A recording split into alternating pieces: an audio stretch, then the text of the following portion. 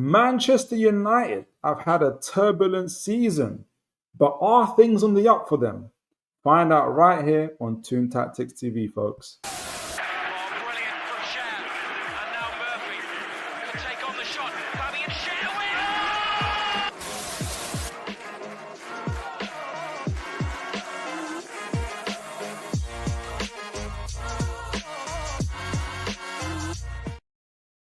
All right. Evening, folks. I hope you are all well and you are all blessed, no matter what you're doing, whether you're coming back from work, or whether you're about to go to work, or about to fall asleep and you just need to hear some monotone voice to get you to sleep. You could have been listening to any other monotone voice, but you're listening to mine today, and I'm very, very blessed to have you folks on here. And we're going to have a very special guest, first of on the channel, talking all things. This is our special episodes that we do, just called From a Rival's Lens, where we love to hear from opposition fans about their teams, getting their perspective, but also their perspective on Newcastle United. We don't want to be in an echo chamber. We want to be able to hear some objective views as well. And on tonight's show, I've got a really, really special guest. Obviously, it's, as you folks will know from our thumbnails and everything else, it's Riche from RDUNITED TV. And before I introduce you, for the folks that know him or whatnot, or may not know him, he's an absolutely fantastic content creator. And even just today, I learned so much from him about content creating as well. And I have to give this credit to him. He's one of the few content creators who, I don't know if football content creators whose shows I typically listen to from the beginning to the end, whilst I'm doing my work as well, which is a huge credit to him. Very, very objective. I enjoy listening to his formats and everything else, and I'm super excited. And he's just as genuine and honest and objective on screen as he is off screen, honestly. So it is absolute pleasure to have Riche from RDUNITED TV. How you doing, sir? I'm excellent. Thank you for inviting me. So happy to come on and talk about Manchester United. Like I said, push my positive point of view. And like I said, can things get better? They can't get much worse, can they? So let's start with that. We can't get too much worse from where we are. And yeah, no, it'd be good because we were joking backstage as well, saying that the TalkSport phone-ins from Newcastle fans, like there's a lot to say, isn't it? I think there's a lot of banter either way, but no, it's going to be a good chat. I'm looking forward to it. And look, you're amongst friends here. Look, you've been 17th position. You're on a channel. We've been there. We've done that. We've worn these t-shirts. We've fought relegation. We've been in relegation. So you don't worry about all of that stuff today. But I first want to give credit to you, but I also want to give credit to also to your incredible members from your channel who already are here representing RDUNITED Raid. Now Kane subscribe. Big up to you guys. Real credit to Berber as well. Real credit to Riche and his channel and all the folks here. Rob Tav from RDUNITED Raid. We don't want shot no stuff. we need to get that clear to start with. First things first, we don't want Sean Longstaff. On my channel, the first thing they say is first things first, that they don't want Madueke. And I'm like, all right, fine. Because I'm a bit of a fan, but the guys on my channel don't like it. A lot of folks aren't really with him, which is fine. Consistent Mag of C, good to see you, sir. God bless you. Hi, Philip. Hello to you, sir. RK RDUNITED is in the house. You are most welcome. And it's great to have you guys. Absolutely unbelievable. Rob Taff, hit the like button. Yes, guys, as I always forget, actually, please do hit the like button, like, share, and subscribe. We always get people coming on and saying, bro, I never knew about this channel. I just flicked onto my browser or I was just on YouTube or whatnot. And yeah, I'm really enjoying the content. And it's because folks like yourselves are always liking, sharing, subscribing, and that's what gets it out there as always. So I'm super thankful for that. If you guys can do that. Ryan G, good evening. Toon Tactics, mate.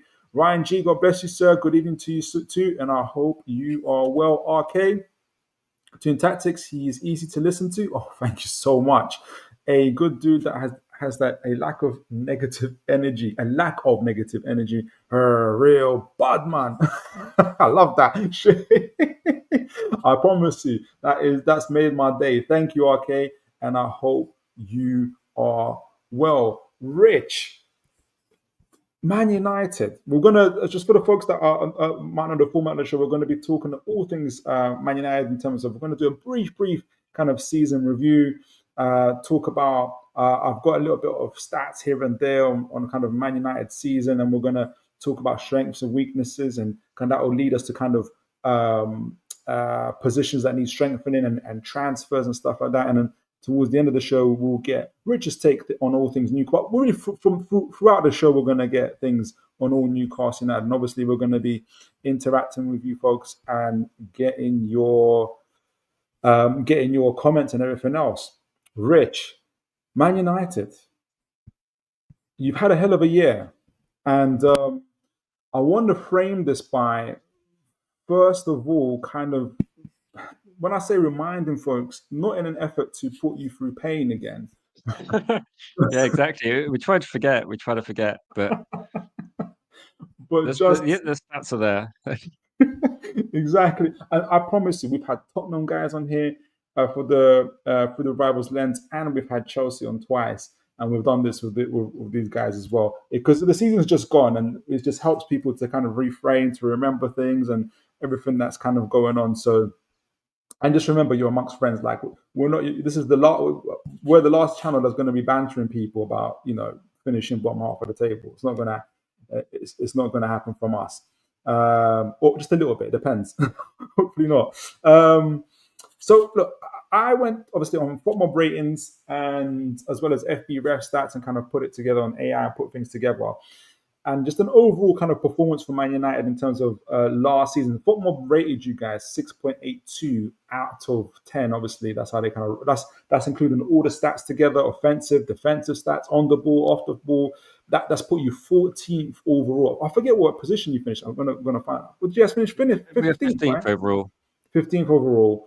Goals per match, 1.2 goals per match, 16th. That's put you 16th in the league. Goals conceded per match, 1.4. That puts you 11th.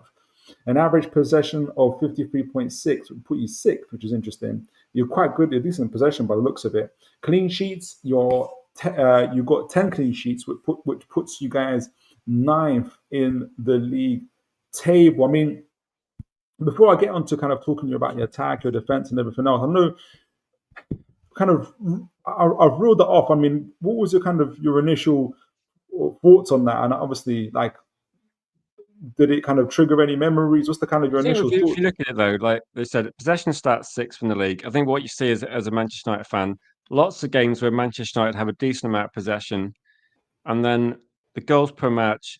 The issue is we're not scoring goals. It seems like as fundamental as that. You watch Manchester United, it's like lots of I call it meaningless possession, where you're quite tidy on the ball, you're in midfield, you're not really threatening.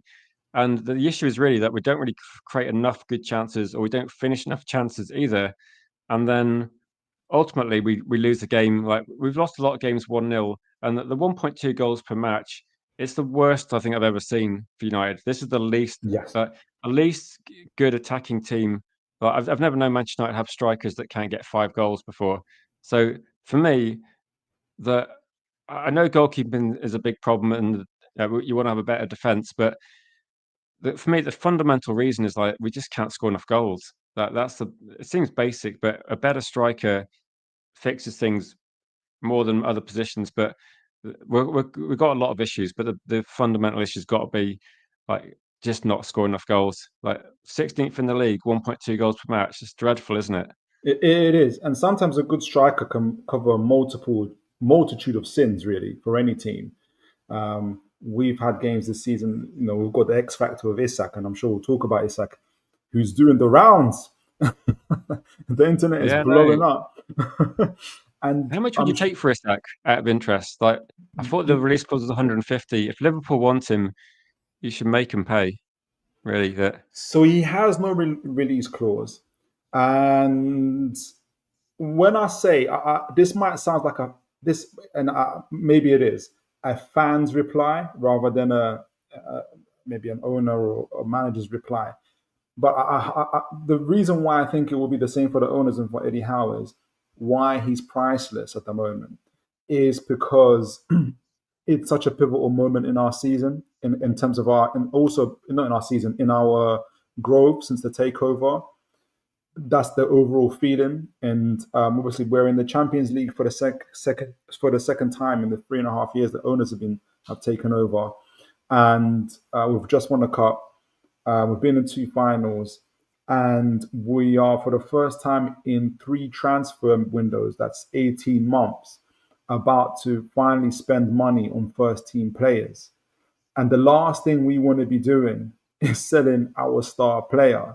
It reverberates throughout the club, throughout the fans, and to any potential people who are trying to recruit about the seriousness of the club. Like, we could sell him for 200 million, but then there's the ripple effects. I think will cost us even more than that. Keeping him, at least for this season, will help us to not only recruit new players that we want to the highest standard, but also keep the ones that we've already got. You know, the likes of your Brunos. Yeah, I think he's too good. He's too good to sell. It would be my opinion. Yeah, that's it. That's in a short sentence. Yeah, he's too good to sell. You only get a worse option, don't you? I know people on my channel were saying Newcastle should sell Isak and then buy Gyökeres and then use the money to buy an extra player. And I was just thinking, but Isak works in the Premier League. He's one of the top strikers in the world. Yes. If you sell one of the top strikers in the world, you only get someone that's not as good. Like, it just seems like if you can keep him, you keep him. If you desperately need the money, then maybe you put a crazy price on him. But it's a bit like Manchester United when we're trying to rebuild. Like, should we sell Euro? He's one we definitely shouldn't sell. And I think you shouldn't sell like Bruno Guimaraes unless the money's insane. If it becomes like a situation where you think, well, this is actually ridiculous, then. But no, I mean, don't help out Liverpool. That's for sure. No, yeah, and you're absolutely right, and that's for sure. But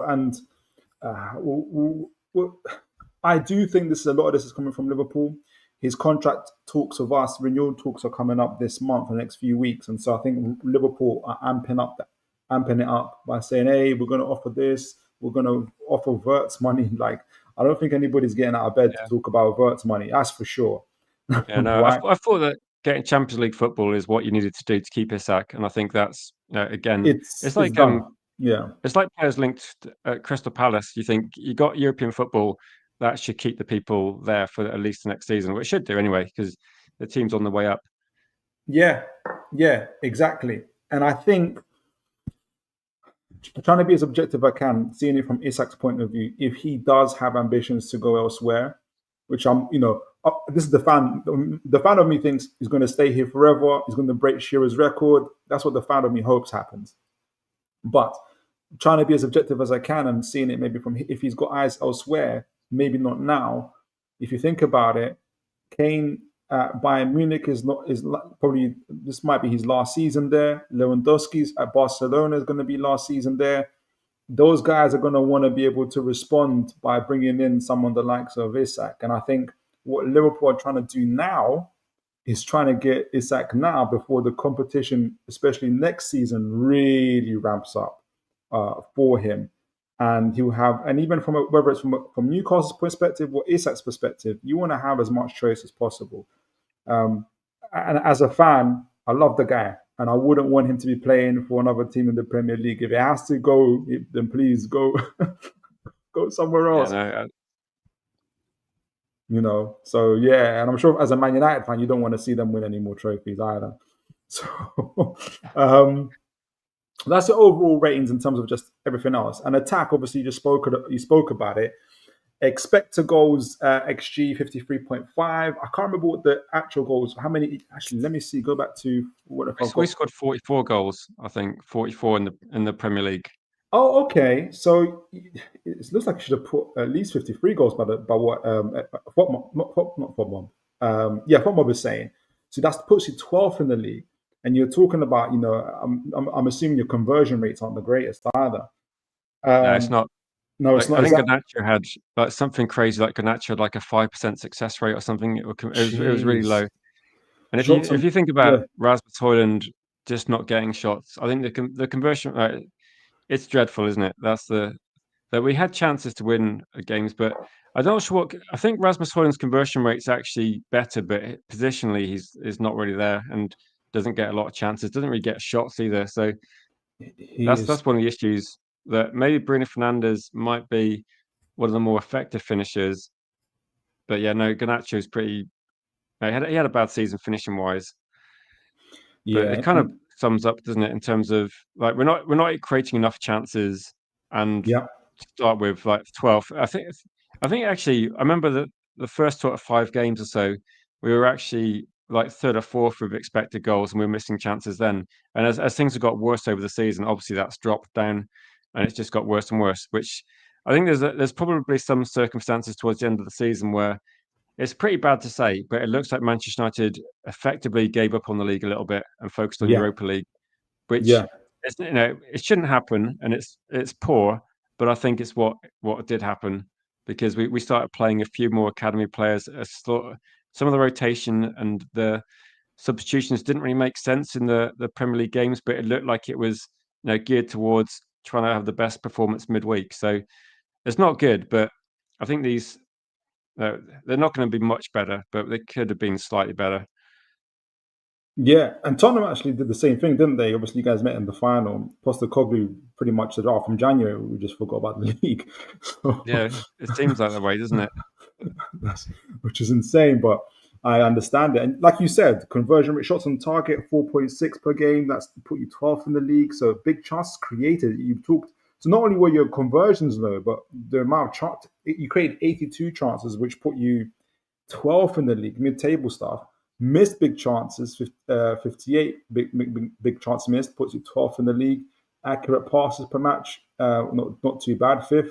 But like you said, you felt like it was more meaningless per We're quite possession. good at like long passes, accurate long balls. We're actually quite good passing wise. So in terms of like going from defense to midfield, and we're actually quite good in terms of like, so, what's the word? I know saying meaningless passing, but when you're like sort of maintaining possession a bit and you're looking for the killer pass, and we're like maybe Recycling. moving the ball side to side, Yeah, and yeah. we're like Bruno Fernandes, like maybe finding the channels. So as an example, against Man City, there'd be a lot of accurate long balls because you got Dorgu one side, you got Garnacho, and Bruno Fernandes is like putting the ball into those wide areas, and there's they're accurate passes, and you can see that sort of thing working.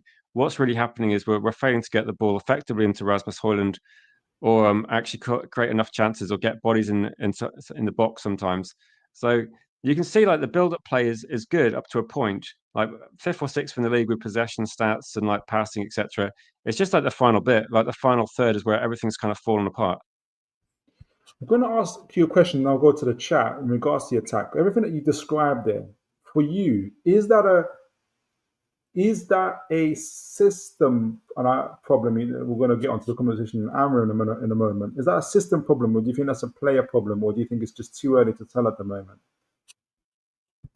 I would say that okay, last season, I suppose until October time, you've got Eric Ten Hag, and Eric Ten Hag leaves. We're about what 10th, maybe about 11th. So we're doing badly to start with, and Rasmus has a poor season all season. There's probably a combination of a couple of things. So I think it's the system probably the system change wouldn't have helped. But when Amrin came in, one of the first things he did was got rid of Rashford, as in like Rashford's not in the team Yeah, anymore. Sancho got loaned out in January. So not yeah, Sancho got loaned the whole season, so he wouldn't. But Rashford got loaned out in January. Anthony got loaned out in January, and you can argue about whether these players are effective, but ultimately it reduced the amount of players in our squad and put maybe more demand on Ahmed Jallow, who hadn't got as many games. So I think that things got worse because we overplayed. We had less options. Like Rashford would have got a certain number of goals. I can't remember how many he scored, but he was scoring more than Garnacho and Anthony at that point. So he left because Ruben Amorim wasn't happy with what he was doing in training. So that's one thing. I think the system was definitely not working in terms of Ruben Amorim was quite frustrated that people like Casemiro aren't particularly mobile in midfield. Like yeah, Kobe Mainoo didn't really work in what he's trying to do. So I think it took a bit of a while for the team to. Uh, you could argue they didn't really click into gear in the Premier League at all. Like we didn't really get going in the Premier League, and our best performances were in Europe. So the system probably made it worse because we tried to do things that made like poor players look worse, if that makes sense. They were playing badly to start with, and the extra demand of trying to do something different made them look worse. I think our defense actually probably gets the most credit over the season. I don't think they were particularly bad. I think there's more pressure on them because we didn't score many goals. So I don't think the defense was actually too bad. And certainly, Manchester United, we haven't normally had insane defenses for a while, but normally the attacking play kind of like, Yeah. overcomes it. So yeah, I would say it's 50-50 of both really. That the players weren't good enough, but they weren't good enough under Erik ten Hag either. Like last season, 8th in the league, but to be honest, like the last 5 games of that season, we were pretty much like losing most games. So it's been on the slide for a while, and I think Ruben Amorim just came in at the wrong time where everything was going downhill. He moved players on, which probably made it worse. We didn't get any reinforcements in January, and we're kind of where we are now, where it's if you want to see a rebuild, this is probably the time for Manchester United fans because we keep talking about it. This feels like a manager's come in and gone, right, you're all rubbish. We're moving you out, and the players are gone. And as fans, we're thinking, okay, get rid of Sancho, Anthony, Rashford, etc. But we kind of need some people to come in. Like we can't just we can't just carry on without these guys. Well, we're going to be talking about transfers. You sparked another question for me, but I'm going to go to the chat and make sure I remind myself to ask you. Okay, Man United is a team that has players of low football IQ. Many have to be sold ASAP, but the Glazers tend to not sell at all. Maybe as the players are seen as assets to keep the market price up. I don't think you are able to sell players partly, I don't know what you think, Rich, because their wages are high. Like, Yeah, I think that's that's the big thing. definitely a factor. The players we're trying to sell at the moment, Rashford and so Rashford and Sancho, both over 300k a week. Casemiro is again like who pays those sort of salaries like for players but it's it's something that you can't really blame Ineos because these contracts were handed out a few years ago, but they've come in and like how do you sell players like that? Like we could sell. I think Garnacho sells easy enough because he's getting paid 50k a week. Mm, And if you look at players coming in, the salaries from the players last year are definitely a lower value. So like Dorgu, I think is on like 30 or 40k a week. We got yeah, Yoro's an excellent player, but he's not on insane money. It seems like we're moving players out, and unfortunately, there's no easy answer, is there? That I would say with like RK, he's right that the Glazers used to renegotiate contracts because they didn't want players to run their contract down, and then we still didn't sell them, and then they ran their contract down. So it became it felt like they were almost just keeping players at the club for no good reason. Like Lingard's an example, Pogba as an example, yeah. Anthony Martial. Like no Do money you for remember these players. we tried to loan Lingard from you guys, and you tried to tell us 12 million for a 6 month loan? I was like, oh my word. I think we tried to. He went on loan to West Ham, absolutely Yeah, fantastic loan, got goals yeah, and assists every game, and then we tried to just extract too much money, and the deal yeah, didn't work, and we got greedy then, and we should have we should. But to be honest, everything that's happened with the Glazers, I think you have to give Ineos a little bit of time. I know it's difficult because everyone's like really angry about everything, but there's different people trying to negotiate deals. So like Barada's trying to get a handle on the wage structure, and we're trying to bring in more performance-related contracts. So the base salary is lower, but the incentives are better. So Champions League football boosts your salary quite a lot, and a league position will boost things. But it does mean that, unfortunately, it means that trying to get someone like Osman or trying to get someone like and Bumo, we're negotiating harder with price. We're trying to negotiate harder with salary. So I think we're on the right track, but it just means people have to be a bit more patient because we're not going in there. If we walked into Osman and go, right, 500k a week was fine, but we're not doing that. We're looking at it and going, what, you want 400? How about like 200? And, and he's probably going, I'll just wait a bit. And with the Mbumo deal, you can imagine like Manchester United trying to get Mbumo. We're offering about what 55 to start with, then just over 60. I can guarantee you 2 years ago, we'd have probably just gone like just paid 70 to get the deal done quickly, or yeah, probably paid more. yeah, yeah. You're trying to show to people that you're changing, and people can't. It's okay if you believe it. That's just for any person. Oh, I've changed. I've quit smoking, and then people around you Exactly. You got to yeah, prove, haven't you? whatever. Yeah. Like, what's your perception of Manchester United then? Because for me, the only things I got to go on really are last season we walked away from Brantford when they wanted 75. I think Hmm. you guys did the same with Mark Gahey when they wanted 75. You walked away, and I was thinking a few years ago, earlier, like a few years earlier, we paid 80 for Maguire. I don't think we make that sort of deal now. And I think with like Mbumo, we're trying to get a sensible price, but we're still going to buy him, but we're not going to be. I don't think we're going to be seen to be a pushover and just go, yeah, sure, that whatever it takes, and just pay the money. Perception of Man United. It's a difficult one. I think you're trying, and I hear that you are trying. Obviously, you've walked away from the Brantford deal and those things like that. Say, for instance, the Mbeumo team. It's always difficult to talk. I'm glad I could talk to you about it. It feels like when we do talk about it, we get called like bitter and stuff like that. But in Mbeumo, for instance, I think there's still a learning element for the owners of Man United. So we offered 40 million for Mbeumo. Arsenal, I think, were going to offer something similar. So they saw him as like a backup to Saka, for instance. And Man United have just gone into 55 or 50, and we'll get up to 60. And obviously, what Brentford are saying is, look what you did for Cunha. You paid 60 million for him. I think a lot of analysts, some analysts probably argue that maybe it's about 10 already. Maybe it's about already 10 million over the value for him. But it's better than what was happening before, like you said, where you're paying 20 million over that. The Anthony deal, he was 40 million, you ended up paying 80, Yeah, 90 million for I think him. that the benefit from us is that Mbumo's like last season, 20 Premier League goals with 7 or 8 assists. It feels low risk for us that if we're paying a little, like we paid more, that maybe the price for us doesn't seem as bad because we paid more for Garnacho Yeah, and Sancho, yeah, yeah, and they were exactly. unproven. So, like, I think And Cunha's it's quite a good deal. Yeah, and it's all perception. If Arsenal didn't have Saka, I think then they're going to be in a race with you for Mbeumo type of thing, right? Like it's all about where you're at type of thing. So yeah, absolutely. RK, this is for me, Toon Tactics TV. If you sell Isak, it's such a bad sign. Yeah, absolutely. Newcastle should keep him to show that you are on the up. And to be honest with that, Arcade, for instance, we had the same thing with Bruno Gomes last season. Man City was sniffing around and we kept him.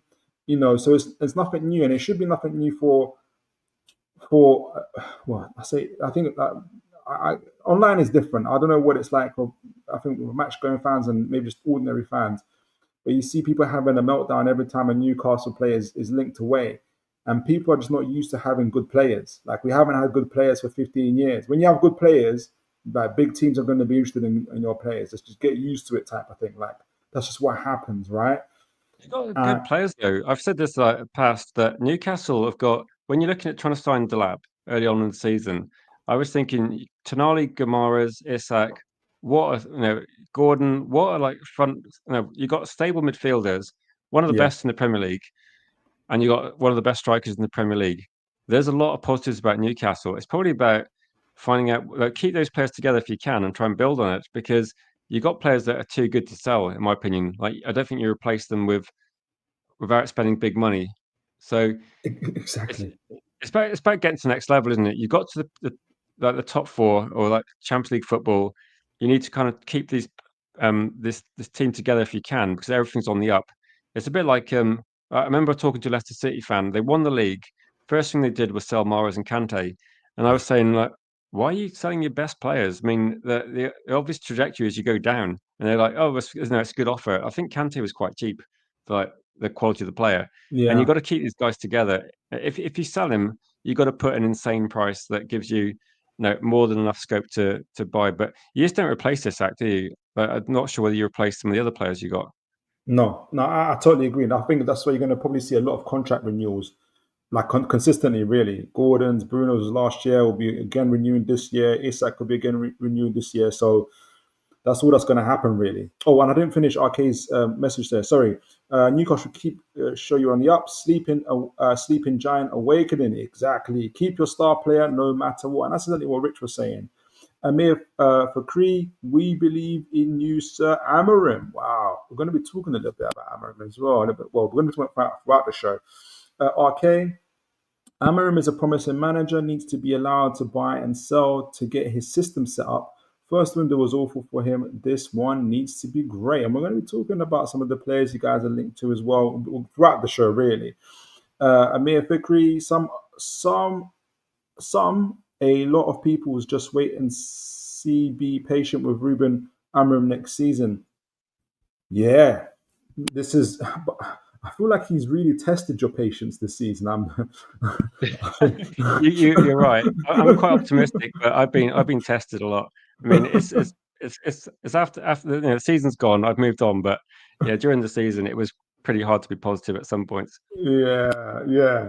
Bobby Fairby, God bless you, sir. Good to see you. Big up, Philip, and greetings to your guest, Rich. Hope everyone is doing well, and don't forget to like and subscribe. Like and subscribe, folks. Yes, please. Let's help Philip grow the channel. Yes, sir. Appreciate you for that, Bobby. Appreciate you a lot. And to be fair, a lot of the guys that have come from Rich's channel have been doing that. You guys have been absolutely superb. And Bobby, you say no to Garnacho. What about some of the other options we have for sale? He's a Chelsea fan. Do you know that? He's a Chelsea fan, so that's why he's saying no. Oh no, to Garnacho. Yeah, I've got this thought in my mind. Okay, it's regarding Sancho. I don't think it's just salary about like this. The story that Chelsea don't want him because of salary demand. I think if Chelsea wanted him, they'd have found a way. Like they're pretty creative with their contracts. They'd have found a way to keep him. I think that Chelsea saw enough of Sancho to think, no way, not another season. Off you go, Sancho. That's genuine what I think. I think if Chelsea wanted him, they'd have kept him. They'd have found a way. That I think the salary demand was a convenient excuse to just go, off you go, Sancho. Enough of that. That's what I think. I don't think he's got. It gives me the impression he doesn't have the. And it's always difficult when you're not in the training ground, not in and around players. But I'm just looking at his style of play. I don't think it fits the Premier League, in my opinion. It's frustrating, isn't it? It's frustrating to watch. Yeah, I know that Garnacho's got his criticisms, but at least the kid tries. Like every time I see him, he's doing something. Like whether it's always quality for fault him. But yeah, I think Garnacho just needs to stay off social media because on the pitch he's given like 100%.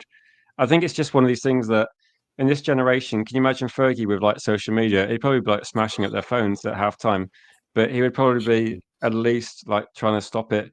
I think it's something that the club probably need to look at because it's just it turns like fans against players a bit, which is a bit unfortunate. Because I think Garnacho genuinely like tries like all the time he's on the pitch. He doesn't stop trying and trying to work for the team, and I think that's something that you got to give him a bit of credit for. Yeah, I agree. I absolutely agree. Let's see. Did I miss this? Did I miss someone's message here? No, the attack at Man United does not work as it's a player problem. We don't pass to one another. Our wingers will all think they are the star. Rasmus did not get to set up at all. Most United strikers don't get set up. So yeah, Rich was talking about, and really your stats do reflect that in terms of the limited chance creations as well. Luca talks football. Good to see you. God bless you, sir. Hi, you okay? Living life to the full here, Luca. Living life to the full. We deserve better. Good evening, Philip. Good evening to you, sir. Rich, chat, fellow Red Devil Raiders. Big up to you guys. You guys are incredible. You're incredible folks, Rich. I think you guys are talking. It's hot in the UK. Everyone's got to cope the way they can. Rob Taff, Newcastle need to keep adding quality. Can't see Isak going anywhere. And yeah, exactly. I think he stays, to be honest. Exactly. RK, Rich is correct. Man United are trying to stop overpaying in contracts and fees. So hard to sell. Man United are trying to restore their reputation in the transfer market in this window. Yes. Yeah. I mean, I think you're learning to, like we talked about the Mbeumo deal. Like he's at his peak, and you're paying a peak price, and it looks like a peak wage. 150k base salary is okay and incentive, but if you are looking to sell him on in a couple of years' time, I still think it's going to be difficult unless he turns into Salah, which is a rarity. So you're better, I think. But yeah, I guess why I keep clashing with that is I think Man United. I've got to get to the defense part at the moment, but I just think Man United could be a lot more, could go into a market of where you're kind of getting project players, because I think you would absolutely dominate and really, really start from the beginning as a team. But yeah, Yeah, that I think with Boomer and Cunha, it feels a bit like let's try and get back into European football as soon as possible because like the World Club Cup is like 50 million just to enter. The Champions League football gets expanded every year. There's more money. I think it's about trying to get up the league as soon as possible. So that's why like Cunha and Bumo, like, if you get like a Gyökeres or someone like these sort of players, they get you. You can almost like you can almost buy your way so far up the league, can't you? yeah, But I think the exactly. players like for me the more exciting players long term are going to be players like Aiden Heaven, only 1 million from Arsenal's academy. Yes, yes, Yoro yeah. could be world class. I think he's a top signing. And then players you build around them that come through from the academy. But in the short term, You like need Manchester certain United can't players. really Yeah, spend 3 years at the bottom. So it's I think this window is one where we will kind of force the issue a bit with the forward players. But I think this might be a one off. yeah. Fair play, fair play. And finally, Bobby Fairview, unfortunately not rich. I think this is with reference to Garnacho. Chelsea do not pay more than 150k. That's true. They brutally force players out, and that's very true. I remember Sterling's shirt was taken from him. They brutally force players out who are on Sancho's wages, irrespective of footballing ability. Absolutely, absolutely there. A lot of people can take a leaf out of Chelsea's, well, or I maybe think not. that's weird though. Like, is it strange then that Chelsea agreed to this loan of obligation to buy, knowing that his salary demand's really high anyway? Yes. And I wondered if there was some sort of funny PSR deal going on with Chelsea and Man United, but I couldn't see it. Like, I didn't see why Chelsea got him. Maybe they thought that he would reduce his salary once he got there. Yeah, maybe. I thought that to be honest, that if Sancho wants to make more money long term, then it makes sense to reduce his salary in the short term to get a longer term contract. But he just wants the money. It appears. Yeah, yeah, I wish we exactly. could brutally force him out, but at the moment we I have to phone up the Chelsea owners, see how they do it. did you. As soon as as soon as Sancho came back to Manchester United, people in my comments were just saying like make him clean the bins, make him. And I was like saying, look, he pay. We need to move him out of the club, and people go, no, just keep him, but make him do. And I was like, I just want him gone. Well, to be fair, and Bobby Fairview will testify. We did a show with Bobby Fairview, even if he gave us a fantastic kind of background on the Chelsea owners and the financial setup. And the Chelsea owners obviously are private, are not private banking, private, like, I forgot what the word is, it's around trading. Bobby will know. But they're like, but part of the thing, oh, my camera's off. Part of the thing that they do is they collect people's debts.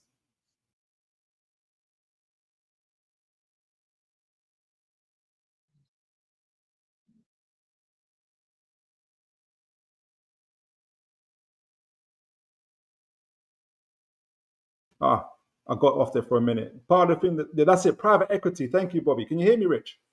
Yeah, I can hear. Yeah, I thought I'd taken over then. Yeah. Private equity. Sometimes my camera goes and the volume goes. Feel free to continue. Sometimes it just goes weird like that. But now everything's gone funny. But essentially, they've got this. The experts essentially at loan sharks. Here we go. They're like loan sharks. So maybe they kind of apply that to the everyday world of business that they do as well. So um, that's it, private equity. So yeah, that's. I don't know if the Man United owners have got the similar background, but that's where the Chelsea owners certainly get it from. I think the Glazers ultimately they were like property. I think they got their money from property and then invested in Tampa Bay. So they just had their money from So other they're just really sources. And to be nice. honest, they just borrowed a shitload of money and put it on. Yeah, they're just really nice. Um, Carry on, Rich. My sound keeps on going off, and let me just sort myself out a little bit.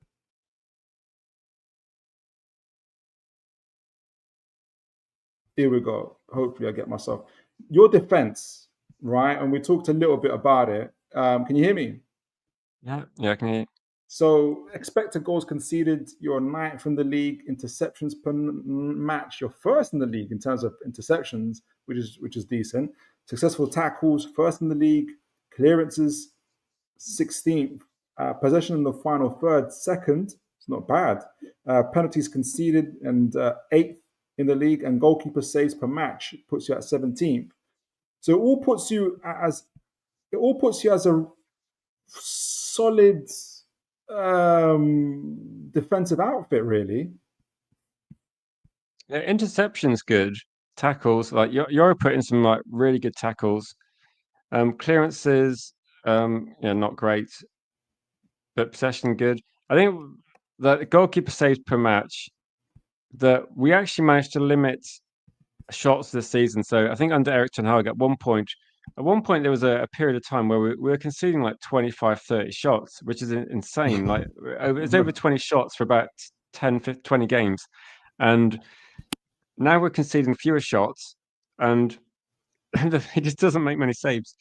Like Anana doesn't make a lot of saves. That's the frustrating thing, that we concede fewer shots, but Anana's save rate. So someone like throws stats at me sometimes going, but Anana's save percentage is blah blah blah. Right. Manchester United are quite effective at limiting a lot of teams to long distance shots. Yeah. So Anana will make these sort of shots because they're so far out, they're not really a risk, and that will probably be misleading. So if you watch, like, I watch Manchester United every game, and I can tell you for a fact, Anana is not a good goalkeeper at shot stopping. He's a bit too slow. He does okay. Every goalkeeper is going to make the shots that are from distance, and Manchester United do effectively limit some teams to shoot from distance. Also, one thing that's annoyed me for months, and I keep talking about it because there's some things that really annoy me, and it's last season, say 2 seasons ago, Anana would make saves and he parried the ball into a really dangerous area. Yeah, I And remember for that. about five, it happened about 4 or 5 times, and it didn't result in a goal. But I was looking at it thinking, hang on a minute, that's like really dangerous, and it kept happening, and then we saw. I don't know whether other teams spotted it, but there's often now shot from distance and then someone following up the shot. And people blame defenders, but when someone's like running towards the goalkeeper, it's hard for defenders to be the first to react sometimes because the strikers have already got the momentum. They're already watching. They can see what's happening with the goalkeeper. So if the defender's facing the other way, it's difficult for them. And that's for me like a big problem. Like I think the defenders are actually decent. So like our back three of like Yoro, say like Yoro, Masraoui, De Ligt, and you could substitute De Ligt for Maguire. You could put Aiden Heaven in there, and you could probably we might need to get a backup cover, but I think our defense is actually quite good, and it's not the reason we lose games. Sometimes the midfield doesn't protect the defense, and some I don't know if you watched many Manchester United games, but there was in the final against Spurs. Yoro shielded the ball and was trying to get Anana to come and collect it, and Anana just stood there, like glued to his line. I think Yoro was on the edge of the box, and I was like thinking, oh, what is going on? And then Yoro had to deal with it. And then in another game in Europe, Dorgu's on the edge of the box and goes to take a touch, and Nana almost runs past him, and then that leads to a goal. And I was thinking, there's so much inconsistency from the goalkeeper. Yeah. We've got young defenders; they don't know what's going on. And as another example, De Ligt's really experienced. Maguire's experienced. I've seen them kick the ball out of play because they don't know where the goalkeeper is. Like, there's no danger. They just kicked it out for a corner or throw in because they don't know. They don't feel confident in where the goalkeeper is positionally or whether they can actually pass the ball to him. And I think that's a big concern. Like stats wise, like they pretty much show what I think as well, that the defenders do some good work, but the goalkeeper, I think he's like making the defenders like unsure of the basics sometimes because it looks like they know what to do, but they're thinking, is Anana glued to his line or sprinting out past the like no one knows. Yeah, he's having a negative influence in the back line. That's never good. I remember the days of, and I'm going to sound old here, but like Peter Schmeichel, Van der Sar, like you got people like that. It's just put so much confidence in your back. You had a great backline anyway, but a great goalkeeper just only adds to You think that. with those though, like Peter Schmeichel, like how many high profile errors can you think of that, and Mm, how many high profile errors can you think of? I actually can't think of a Van der Sar error. no. Like whereas I actually went to a game live where Peter Schmeichel just did like, he dropped a soft shot from distance, and I was like, oh come on, I've paid to watch one game, and like you've done that to me. And we lost the game to Sheffield Wednesday, but that was actually in the treble winning season as well. So I managed to actually pay to watch one of the few defeats. But apart from that, though, like seasons where you think like one error, two errors, like Van der Sar, I honestly can't remember one. No. I can't remember like 3 games in a row where Onana didn't worry me or do something crazy. Yeah. So not only for the defense does he worry people, but it sounds like for the fans as well. Discipline, you've been okay. Fouls per match, about 10, 16th in the league. Sometimes I don't always think that's a good thing. I feel like sometimes yellow cards and or kind of fouls kind of indicate at least the team's being aggressive and pushing forward. But it depends. It depends on the state of play, really. You are 7th in the league for yellow cards and red cards 3rd. So not too bad there. Not too bad there. I think you got 3 red cards. You got not Bruno Gomes, Bruno Fernandes, who's Yeah, I think, does that count the red card where it was like Bruno got sent off for like something that wasn't a red card and got rescinded? I'm actually trying to think who got sent so off this now. is just for the Premier League. Oh yeah, we got a sending off against Ipswich and won the game. I can't remember who got sent off now. Was it Dorgu? I think. Bit of a rash tackle for a younger player. I think that was. I remember. I remember. Yeah. He'll learn. He'll learn. He had a baptism of fire this season. So with all of that taken in and we kind of talked about it, you gave us good comprehensive cover. Strength, strong in possession, even though can be a little, there's room to improve on that. Obviously, Bruno Fernandes and Casemiro are one of your main passing completion guys. Effective goal and shot. I say effective. It's not that effective, but it could be better. Solid defensive actions from the likes of Diogo Dalot and Lissandro Martinez. I feel like Dalot. I feel like he gets a bad rap sometimes from Man United fans. Yeah, probably for me. Oh, is it? Oh, sorry. I don't know. I think he does. Like, I think he does the basics quite well. Like, he's quite good at receiving possession. He's quite good passing wise. Technically, he's decent. No, he's good on the ball. He can like progress the ball fine. Takes up good spaces. Like, he seems to get the ball. When he was playing as a left wing, say left wing back or left whatever formation we're playing towards the end of the season, he'd get into good positions, but like delivery's poor. I think there's been a couple of times where he's had good chances to try and score. I think it's an open goal against West Ham he missed. I think the problem is that he's got a mistake in him, and the mistake is often bad. Like if you think Southampton early on in the season, he slides in and takes the player out and commits a penalty, and you think sometimes that you go right, you should have like at least challenged the player before he got to the box. And there's errors like that just I think frustrate fans because you think he's probably not going to be getting in the back 3 anymore because we've got other players ahead of him. And if we're trying to get more creativity from our wing backs, I don't think he's good enough delivery wise, and he's not going to be contributing many goals. So I think he's a player that I don't know. I feel like we probably benefit from actually selling him based on. I think he's a player that would fit other teams much better than he fits Manchester United at the moment. Like you could make an argument that a lot of teams would look at him and go, no, he's actually quite a decent player. But for what we're trying to do, I don't think he works. I mean, we've had him for a long time. To be honest, I was actually probably too negative about him a few years ago, and I've just backed off a bit. But I think this season he doesn't really offer us enough. So this is At you the backing moment. off, right? Oh, I hate to know what you was like a few years ago. No, he was like when he was part of the back four. Quite often he was like a weak link, but I don't know. At the moment in time, I think we should look for somebody that's right. We're looking for a wing back, and I think his delivery's not good enough. Okay. Maybe I haven't watched enough games. I always thought he was all right, but yeah, clearly it's time for him to move on. Weaknesses we talked about: poor goal conversion, defensive vulnerability. Talked about with the goalkeeper and likes of Dallo as well. Inconsistent midfield contributions, particularly in tackles and interceptions. How do you feel about your? And we talked a little bit about Casemiro's lack of mobility. I haven't.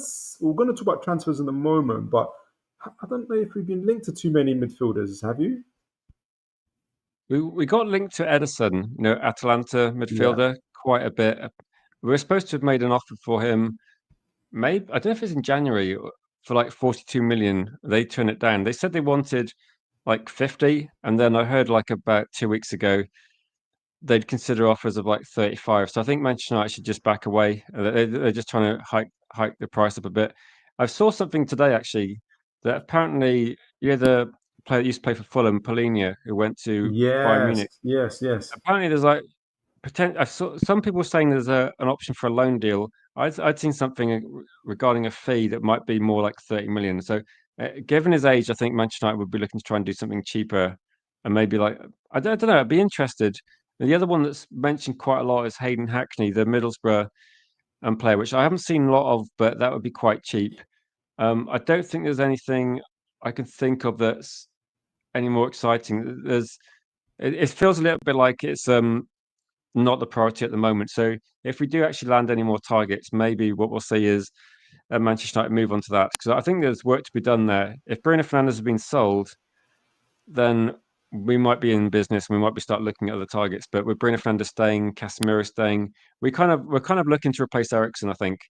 But we're looking as in like a midfielder, not necessarily his profile, but trying to replace. We lost a midfielder. We're going to try and get another player in. So I think that's the basis of it. Makes Like, and sense. with is like, yeah, we're linked to a few players, but at the moment, nothing I can see is like anything more than rumors at the moment. And I like the fact that you're linked to kind of established players, but also maybe up and coming players like Hayden Hackney. I think we're Like trying to yeah, do both. go on. Yeah, trying I to get think what we're both. Yeah, trying to do is we're trying to get almost like a mixture of players that are maybe like 17, 18, 19, 20, that sort of like whatever age they are, they maybe had like one professional season, and we're looking at up and coming players, but also we're trying to be mindful that we need some players that are going to be effective quite soon. So that would be like the Edison. So for every Edison, like there's a Hackney, and it's a bit like for every Mbeumo, there was like Cherky that was linked as well. So I think we're looking at a combination. We got say like Delit was mid-20s, and then Yoro younger, Aiden Heaven even younger. So I think it's a good it's a more sensible transfer strategy, because like you've done, you can have players that are in your team for like multiple years, and then you're not going to have to worry about replacing them. yeah, exactly. And they've, like I said, we haven't bought a first team player in 3 transfer windows, and look how we've got to the Champions League qualification and won cups. Pep Guardiola had to spend 300 million to in the winter transfer window just to get himself over the line this year. So yeah, you have to invest wisely into your squads. And just in terms of a couple other things you mentioned as well, obviously reasons for poor form, low goal scoring efficiency. We talked about that. Defensive lapses. We talked about that, and lack of midfield depth. We talked about that. So all the stuff you mentioned is exactly what FBref, AI, and everything else I'm mentioning. So Rich, you just spot on there. I did also talk when I asked about who would be like, and I wanted to get your thought on this when I kind of put it all together, which is I looked at kind of who were your most best and most consistent performers, and that's for people, obviously players that played 1,000 minutes plus.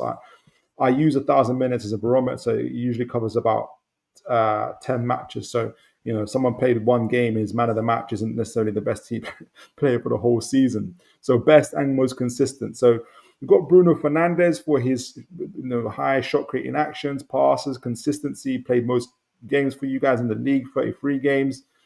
94 pass completion, which is amazing, really, because someone that Sounds risks the really ball high so much. actually. A lot of Yeah, people criticize Bruno. So yeah, no, I think when you look at towards say the latter stages of Europa League, Bruno Fernandes was a key player in that competition. I think you could probably say that Casemiro went a bit under the radar as well. He was an extremely good performer. I think Casemiro and Agate were good in Europe. Um, yeah, actually, it's got Casemiro there as well. So yeah, Casemiro was actually surprisingly good towards the end of the season. There's a lot of not just like pass completion, very good. I think Casemiro more creative than people give him credit for, but also good in the air. He scored a few good headers. But another strength for Casemiro, winning his individual duels, he did very well. But Bruno Fernandes will probably be. We did actually struggle with scoring goals, as we mentioned, and Bruno Fernandes did step it up a bit in Europe, which was the difference. Unfortunately, all these good performances weren't really carried over into the league as much as we'd like to see. And really, what's frustrating when I hear people talking about Bruno in terms of like, oh,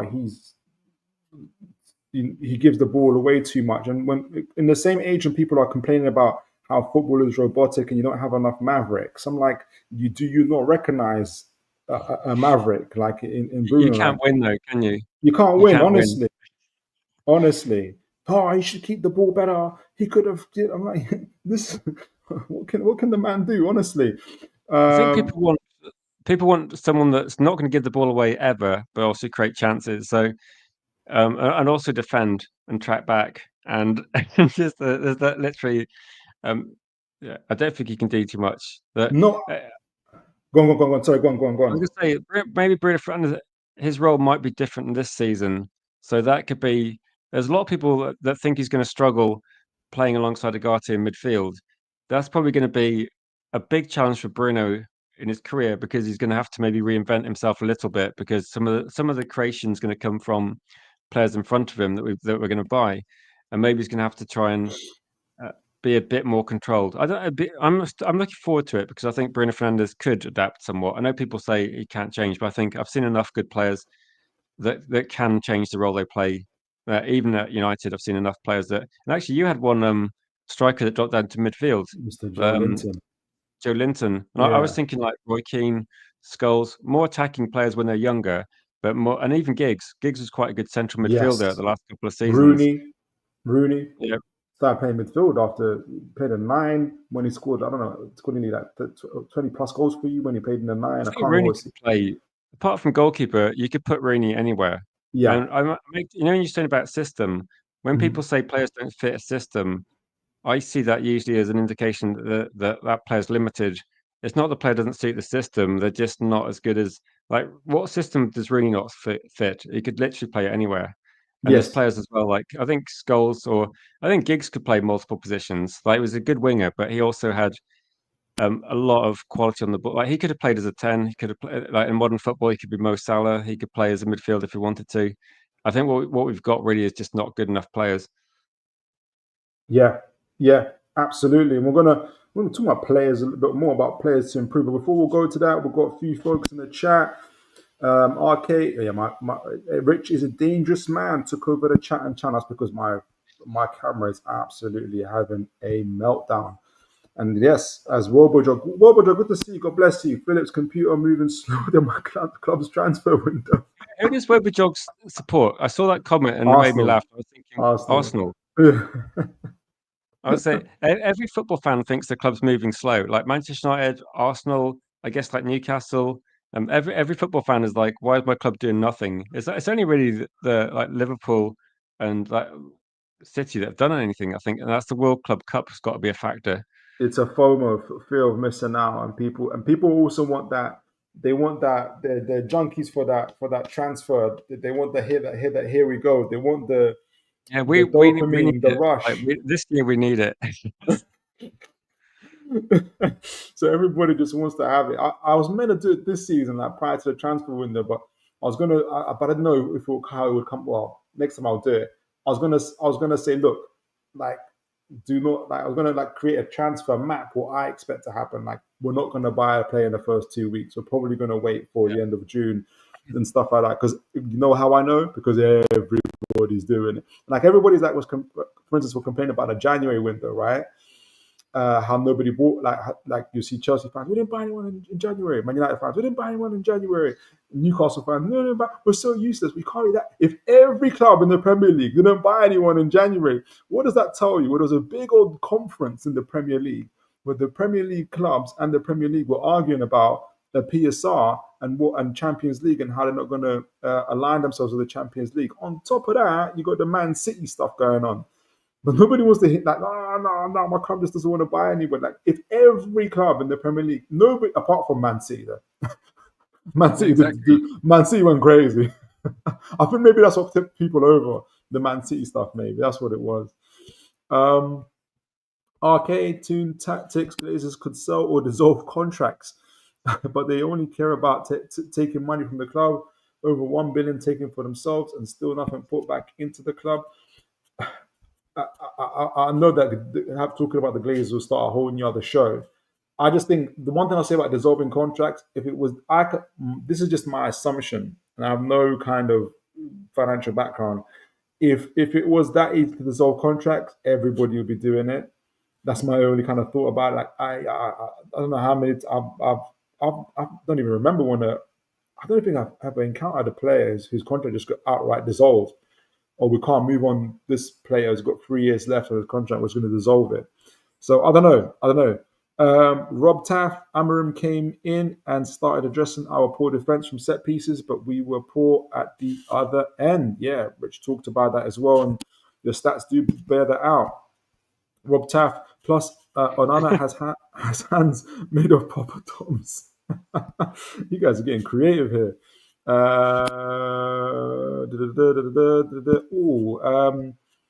Ederson and Diblin, Hackney have been linked. Yeah, I think Diblin's an exciting prospect. But I hear Porto are going to get him for 25 million euros.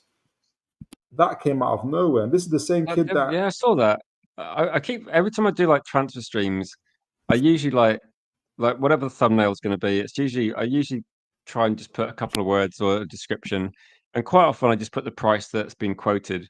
And often, like, Dibbling got quoted 100 million. And people, as soon as I started the stream, people are in the comments going, "We're never paying 100," and getting angry. And I'm just like, look, no one's going to pay 100 million for Dibbling. No one's going to pay 100 million for Ekatike. They're not going to pay 90 million for Sesko. And the same way as, like, if Manchester United say we want 70 million for Garnacho, that's probably not going to happen. But it always happens. And I'll say, look, everyone puts a crazy price to start with.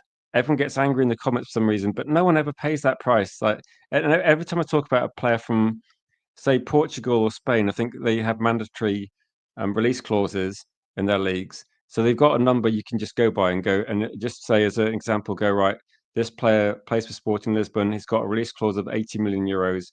And people go, "Oh, we're never paying 80 million for him. He's like a one good," and they go, "You're not." But that's what they put. That's just a contract. It's an obligation, isn't it? In that league, you put a release clause, and you set it high because you don't want someone buying them. So it's only Grealish got sold for a crazy release clause, and that was again our friend City, where they just went 100 million Grealish done. So I think even Villa were a bit surprised. Yeah, exactly. It's funny though, isn't it? People get really angry, but who pays the release clause? Like, who pays that sort of money? It just doesn't happen, does it? No. Didn't you guys pay the release clause for Cunha? Yes, we did. That was 60. That was because Reasonable. I think what happened with that one is he negotiated a relatively recent contract with. I think what they had was like an agreement where he renegotiated a contract with Wolves. They put in a release clause which they thought was like a decent amount of money for him because he was going to leave. I think he got an extra pay rise as well, but I think that was kind of like probably like Cunha helping out Wolves a bit because he stayed there, helped them avoid relegation. They gave him a new contract, and he put the release clause in, which guaranteed they get a decent fee. I think it's something along those lines. And to be fair, the price seemed fine, and one of the relatively smooth transactions actually for us getting a deal over the line without too much stress. I think last year we did our first deal in 14th of July. That was our first signing last season. So this is an improvement. Absolutely. This is a big improvement, but it won't stop fans being angry. No, not at all. Mighty Mad, good to see you, sir. God bless you. Evening, Phil. Evening, Pal. Evening to you, sir. RK, Casemiro did step up, but not worth the wages he is on. Maybe we get a younger version of him. I think that's what you guys are aiming for. RK, Bruno loses the ball. It's true, but he cares so much and tries to do everything. You sound like a real Bruno fan there. Cunha and Mbuemo will help him to relax and spray passes with more. I think those passes are going to make a lot more sense with Bruno, with Bruno to Cunha and to Mbuemo. And Mbuemo, makes really clever off the ball runs. So does Cunha, even though he can receive the ball and carry the ball himself actually really, really well. So I think those passes from Bruno are going to make a whole lot more sense for folks. RK, respect to you and Rich for keeping the live a positive place. Thank you, sir. Thank you so much. So many YouTubers are rude, argue, and subscribers just tune out. This is a good listen to, and show fans can be friendly. Thank you so much. That is incredible. I really, really appreciate that. Thank you, RK. We deserve better, and that's not me saying that. That is the name. That is, we deserve better.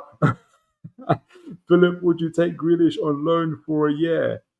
We did talk about Grealish before, and it would depend. So it's not just for me. It's not just about like the individual player. It's more of a collective thing. So, i.e., if Newcastle got Grealish and didn't get anybody else, for instance, that wouldn't be a good thing by itself. But if Newcastle, for instance, got 4 or 5 other players for priority positions, and then they got Grealish, I think I would really, really want that. I feel like we talked about him before about his ability to kind of create from the midfield. One of the things that Newcastle lacked was offensive impact from the midfield. That's like people that can provide key passes, receive passes, and carry the ball. He's such a ball magnet. Like you get 3 or 4 defenders that attract to him, and that leaves space for others. Someone like Isak and Gordon and those, they would love something like that. Someone who creates room for others. That'd be really, really good. And the one thing about Grealish is, and kind of reading his scouting reports, is that he plays better when he feels like the world's against him. And so there's no better place to join than Newcastle if you feel that way. So yeah, I wouldn't mind him, but it would be if we kind of got if our other priority positions were filled up as well. RK, we deserve picture, but that's a great question though.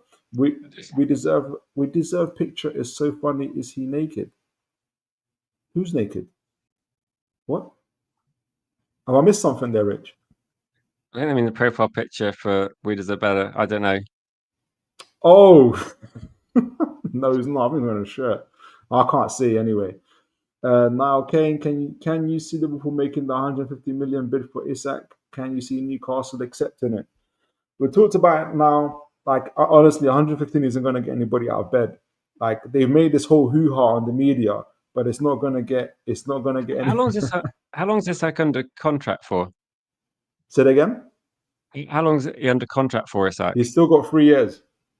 Okay, I thought yeah, it's a decent amount, isn't it? Liverpool can just. The way they're talking is like he's got 1 year left, like, and this is it's now or never for 115 million. We're like, yeah, no. He's got 3 years. He's got 3 years left. Right. So speaking of potential recruits and transfers, like you said, we talked about Cunha already, but the one with. And this, see if you agree with this, and you did kind of allude to it.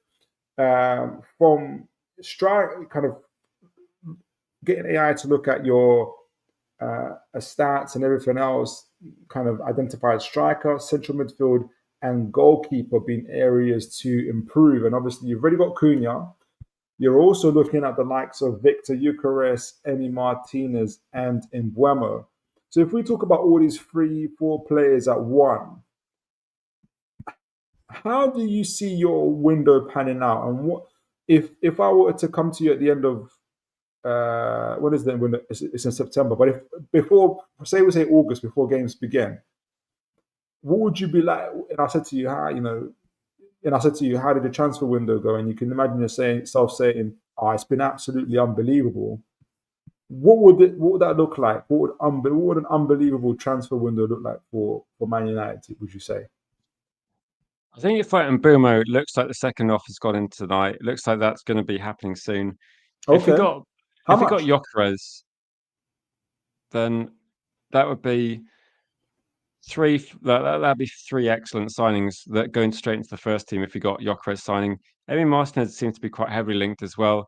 I think the transfer window for me is like, I was thinking it's probably like 50-50 regarding, like, if we get some players out of the club as well, that's going to be positive. But if we got on Mbeumo, Gyökeres, and Cunha, for me, that's phenomenal. That's a really good transfer window. Like those 3 players go straight into our first team, improve us a lot. A goalkeeper I'd like to see, but I think the priority at the start of the window was pretty much from Ruben Amorim, I think, and the club was two 10s, a 9, and then maybe looking at getting a goalkeeper and a defensive midfielder. So if we got the goalkeeper, I think we'll get a goalkeeper because I'm sure Binder is going to leave. Anana might stay, but I think Binder will leave and we'll replace him to give Anana competition. And I think we'll get one of the midfielders we talked about possibly, or maybe they'll be linked to a new midfielder. For me, that's probably going to be like a good window, like a really good window. I don't know what, like 8 out of 10 at least. If we got a goalkeeper I'm excited about, then maybe higher. If we got a midfielder like Edison, that's about as good a window as you can get in one window. You got 5 players that come into your first team in one window. I think that would be really good. Plus, We finished 15th. We got no European football, and if you get these players, I'll be amazed. Plus, I think I don't know what you think about Emi Martinez, but I think he's a good goalkeeper. But I've kind of, again, social media online is a different thing. But the reception hasn't been overly good for Man United fans on him. I think he's a class goalkeeper. I don't know what your thoughts are on him. I've seen a mix of reaction from, I think there's someone in the comments. I don't know if he's still in, called Berber, who thinks he's a really good signing, be a good goalkeeper. There's a few people that think he's on the way down, and it's a risky deal. There's a few people that think like for the money they want, we can get someone better. I can see it being an attractive option for United because it's a Premier League goalkeeper, got a lot of experience, is a big upgrade from Onana based on what we've seen in the last couple of years.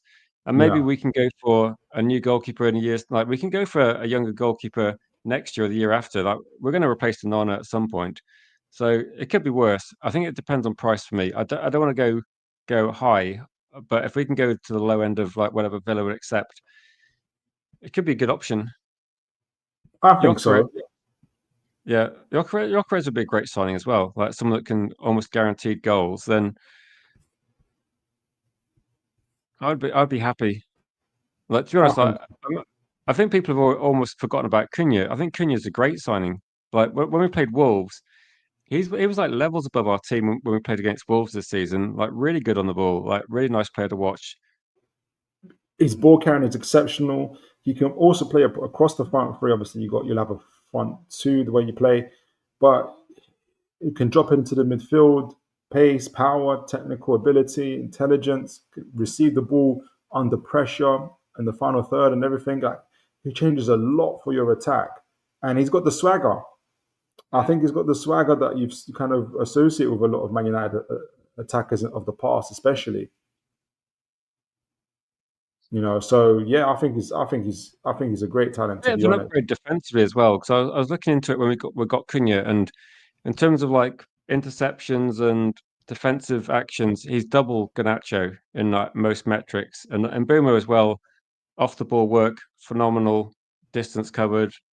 Um, there's just a lot of positives about these. Not just like the goals are one thing, but the other things they bring to the table are exciting for Manchester United fans. There's just a lot like if Cunha or Mbeumo aren't scoring, there's loads of stuff they do apart from that. It's not like they only offer goals; they offer so much more, and that for me is a positive.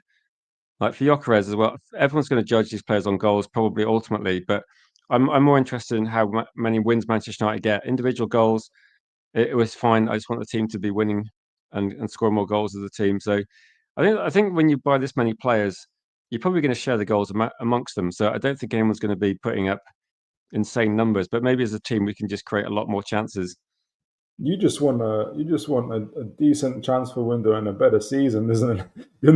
You're not asking for much. You're just like, yeah, just like please, like just be normal this today, like for the season at least type of thing, right? You just want some normality, really, isn't it? For Yeah, Man but also United. these players want to join Manchester United as well. There's a lot of positivity towards them regarding the deal. Like Cunha said a lot of things about Manchester United about how it was like a dream to play for them. And that's kind of okay. It might not be important to a lot of fans, but it's good to hear that he's Yes, obviously looking forward to it because it's going to be like a step up in scrutiny, isn't it? Like regardless of like how the club's perceived, it's going to be you go from like having played for Wolves where you're the hero because you're the best player, but Manchester United, like not me in particular, but the scrutiny from the press, like every single game that the first game of the season, if Gyökeres doesn't score, there'll be like headlines like, "Oh, Gyökeres hadn't scored, and it'd just be like we could win the game, couldn't we? We could beat Arsenal, and they'd still be saying, "Oh, Gyökeres didn't score," or "Is Mbeumo worth the money because he did this?" Or there'll be a lot They've of got like, the infamous walking stats out already, and he hasn't even started yet. You know he's tops the yeah. table for the one who walks the most, and I'm like, oh my Do you know goodness that I think Cunha's gracious. also he's in like the top 2 or 3 for sprints. So he's low. He's like top for walking, but I think it just goes to show that based on your game, like maybe your impact is like the short sprints and just and doing them multiple times per game. Because Yeah, do you want a player sprinting around the pitch for like 80 minutes and then being burnt out? Like you got to be sensible. Clearly, you got to. Yeah, you must have watched enough live games as well to know that some players just positionally they're just nowhere they need to be. They don't need to be running around all yeah, the time. Like if you yeah, look at Cavani, someone he's not running around loads. He's kind of waiting and just waiting for his moment. And I think like with Cunha, you just you know what to do. And sometimes you can see a top striker waits. And you can see the defenders thinking like it's going to do something in a minute, and it kind of like occupies their mind because you don't know what he's going to do. But I think Rasmus is too predictable, whereas someone like Cunha is a bit more unpredictable. And for me, that's a positive, definitely. yeah, exactly. And the thing is, it helps his teammates know. Well, at least I know where he's going to be there. Like if he's just running around everywhere, like, oh, where's he going to be? When I look up, is he going to be where I need him to be? Type of thing. So I think it's insane. Well, speaking of next season, I wanted to get your brief. Obviously, the fixtures are out, and I wanted to. I'm sure you spoke with your channel about this, but I wanted to. It does feel a bit early talking about it, but I'll talk about it anyway. In regards to fixtures, and I looked at Man United's. You kick things off with Arsenal, and there is a thing where you feel like these things aren't being picked at random anymore, are they? This feels like it's almost written. You know, like um, don't really watch wrestling, but I know like they create the storylines. Like someone in Sky thought, what would be? Imagine if Man United get Gyökeres and Arsenal get Sheshko. This is going to be the Gyökeres and Sheshko derby. And Well, I everything was saying the associated. same thing. Like Manchester United have scouted Sesko, Yeah, and they have, looked at him in detail, and we know that the links between Arsenal and Gyökeres. It feels a bit like, yeah, it could be like the Gyökeres derby, couldn't it? And it feels like, okay, there's got to be some random nature to it. But we play Arsenal, Chelsea, and City in the first 5 games, and there's already Manchester United fans that have told me they think that Ruben Amorim should get like 5 to 10 games before we judge him. And I'm thinking, sure, that's not very long with like a lot of new players, is it? no, but like they're already almost setting themselves up for failure by doing that. To be honest, like I think it's a dangerous precedent to be setting, really, especially when you've got a lot riding on it, and if after every game, people are already kind of criticizing preseason games nowadays, like, oh, this player didn't play well. He's and look laughing at each other like, oh, he's gonna be so rubbish now. Like I'm like, this is crazy. But you got Arsenal in your first game, then you got Fulham away, then you're playing Burnley at home, then you got Man City away. If I were to ask you in terms of like, and you got Chelsea, and then you got Chelsea at home as well, you got a hell of a schedule. Who are you? The word isn't fear, but the word what or concern, maybe something around there. We, in terms of games, is it the big games, i.e., Arsenal's, Chelsea's, or is it the kind of the mid to lower team clubs that you're kind of more worried about? And it could be in terms of obviously getting the result, but also perhaps the response and the impact as well. And before you answer that, I just want to give a shout out to all the folks from Never a Foul that have rated as well. You are absolutely incredible, and big up to Kaz and to Daps I'm not sure who sent. I'm sure it's Kaz. So big up to the guys there. God bless them. And big up to all the guys that I've come from Never Afar. You guys are absolutely incredible. Yeah. So yeah, Rich. I mean, because we just talked a bit about the kind of the response people will have, for instance, to the Man United Arsenal game. What could happen there? What could happen, for instance, if are you more concerned about the impact and the consequences of your Burnleys and Fulhams, for instance, if things don't go well for Man United? It's kind of weird, isn't it? Because actually, the last couple of seasons, Manchester United seem to have stepped it up against top teams, don't they? We Yeah, beat City in the league last season. We knocked Arsenal out of the FA Cup.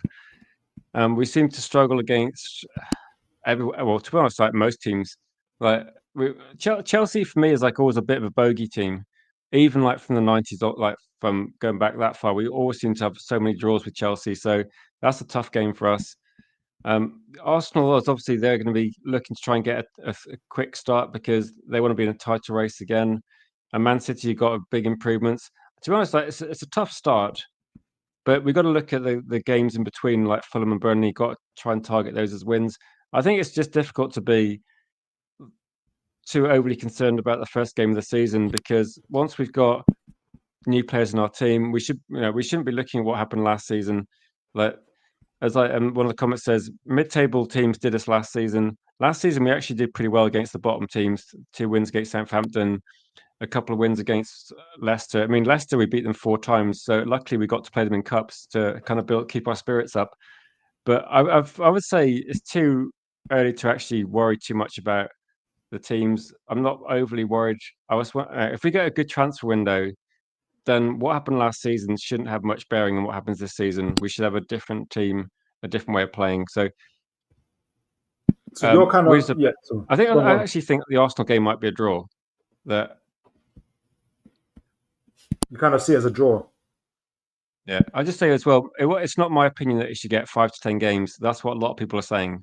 That for me, I don't think you can even judge. Like if we're gonna effectively rebuild half our team in one window, like if we get two new tens, a new striker, a different goalkeeper, and possibly like a different midfielder, like you can't really get all these players into one team and then go right. Here's 5 games. Let's see what's happening because that's crazy, isn't it? You got to see. For me, as long as the second half of the season is significantly better than the first and things appear to be moving in the right direction, that's for me is the most important thing. Um, what might be an advantage is like once the European competitions kick in, we've got 1 game a week. Like we're playing like half the amount of football that a lot of other teams are playing near the top of the league. So if we should be looking to get an advantage then as well. So I think it'd be but for me it'd be crazy to even like assess things before like halfway through the season. Because I do get the feeling that the people above Ruben Amorim have like a vested interest in this actually being given more time. So instead of like when you said about building from younger players and getting the more like say Yes. building from like players like Yoro, Aiden Heaven, Dorgu, you don't do that and then give them 10 games, do you? This is something that happens over a significant amount of time. So I wouldn't be too worried. But if we lose the first 5 games, I mean, I'm not going to be, I'm not going to be happy. But I think we'll pick up points more than people are expecting. Like Arsenal, I don't see why they would necessarily beat us. They don't do that well at Old Trafford generally. Chelsea's usually a draw. If we pick up wins against Burnley, which hopefully we should, then it's probably not going to look too bad. Are you already kind of thinking I'm gonna have to be keeping even uh, keeping what I'm thinking of keeping people, not people, but like it's going to be a big year for Man United. Are you going to have to? Do you think, as in terms of like your own kind of channel and talking to folks, you're probably going to have to keep people on an even kill? Like, if, for instance, if you start off badly, type of thing, because you're kind of saying I'm willing to give it a year, type of thing. Like you're a lot more kind of long termish about it. Are you? But we know a lot of fans aren't. And are you kind of already anticipating you're going to have to? I think Uh, people want results quick because of the nature of last season. Like it wasn't just the results; it was the performance where we got outplayed by way too many teams. And to be honest, that the European football kind of like it's kind of the only positive about the league overall, wasn't it? That the FA Cup we just we underperformed, got knocked out in that competition after looking quite good against Arsenal. League Cup was a disaster, like the game against Spurs, where it was just a shambles from Binder. And the league campaign really didn't get going. Like, we sacked the manager when we were mid-table. We ended up finishing like lower with a new manager. But anything that could go wrong did go wrong. And it feels like if you want to rebuild properly, you can't just you can't get rid of everybody in one window. You've got to accept that there's some players you can't move on. Like, you can't force Casemiro out of the club. And if people say pay the contract, we're just throwing money away. So if you're going to pay him the money, you may as well keep him. He's going to How play long some has he got games. left? How long has he got left on his contract? It might be another year. I'm trying to think. It might be another year for Okay, that. okay. But Mason Mount and Luke Shaw, again, you can't sell these people, can you? So you have to use them at some point and just make better decisions for the future. Like, the amount of like Brighton are a bad side, but we lost to Spurs 4 times. I mean, we've got Cunha, so hopefully Wolves aren't as strong. But I don't know. It was a historical bad season, and I don't think, based on that, there's some fans are saying, based on that season, finishing 10th would be an improvement. Like, for me, I think we should be looking to get like significantly higher than that. Like, the players we're bringing in, we should be aiming to get as a minimum European football, like a minimum. Like, Absolutely, absolutely. Well, we're getting to the end of the show, and I've got a final kind of conversations in the chat there. It's been absolutely incredible, really listening and what's happening. I have a feeling though, Rich, that you're very even headed about this or what. I'm I probably more even. I'd say, when I'm watching Manchester United, I sometimes do watch longs, but usually they're like with some graphics and without me talking, because I'm usually watching the game, and the timing doesn't work out too well. So if I do a watch long, people will just spoil it by posting what's happening. But I think when I'm watching the games, I'm less calm, but you kind of recover quickly, don't you? Think, okay, it's towards the end of the season, I just thought it felt like we're going through the motions, where I thought, we're going to set up, we're going to lose, and then I'll go, right, fine, but we've got the European competition to focus on. And it felt a bit like we gave up. And it must be like what it feels like mid-table teams normally, where the last 5 games, it's like, what have they got to play for? But yes. this season, I think, will be different. But I think it's because I'm looking for, like, obviously, I want to see results in the short term, but I want Manchester United. I'm a bit greedy, so I want Manchester United to build back to the top, but I want them to like sustain it, like to keep going. So if Manchester United get That's back to the true. top, I want it to be with, like, say, Yoro, Aiden Heaven, Cheeto, or players that could play for Manchester United for a long time. Like, we don't want to be Yeah. we don't want to be trying to do like a Glazer thing, where you go, right, let's buy like who have we bought where we thought would work out, like Di Maria, or get Ronaldo back, or just these like deals where it doesn't really work out. This is the first time in years where we've actually gone, hang on, let's just sign some world class, or players that will potentially be world class in the future, like Yoro. And we got Aiden Heaven for 1 million, and like Cheeto for about just over 1 million. Like, that's insane business. Like, we could get 10 times that easily now. So that's good business, but it takes time, because I've tried to say this to fans, is that I've watched Manchester United get run badly for 20 years by the Glazers, and Yeah. you can't undo that rubbish in one window. It takes a bit of time. I remember talking to other Newcastle content creators about 4 years ago, and at the time, we were having a conversation like we are now, but it's almost like a joke about who has the worst owners. You had Ashley, we had the Glazers, and we were kind of going, yeah, it's kind of like a tie. Like, both owners are running their clubs into the ground, and you've replaced your owners, and you can see, can't you, year on year, you're getting better, and Honestly. you're not having to throw crazy money at it, but you're making really good decisions, like stable manager, and the players you're buying are of a good quality. Everything feels quite stable at Newcastle, whereas at Manchester United, until recently, it feels like an absolute, what's the best way of putting it politely?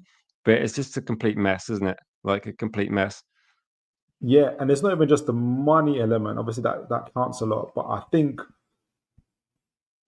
the impression that we get from our owners that they actually want to win, because you can have owners that have got lots of money, but Yeah, they exactly. might You got to. I think be. for fans, like, I make this argument. Okay, it's a bit. I was saying, for Manchester United, you can make crazy money, can't you? We've got loads of money, insane amount of money. So Manchester United could just walk out the stadium and just slap a logo on bits of rubbish in the street and sell it to fans. They can just make money wherever they want. We did two games, didn't we? After the Mhm. season finished, £20 million. Like, play two games in Europe. Sorry, was it Hong Kong and Asian All Stars raised money. That's like £20 million for those 2 games. So we make money. My issue has always been that we spend loads of money, just we spend it badly.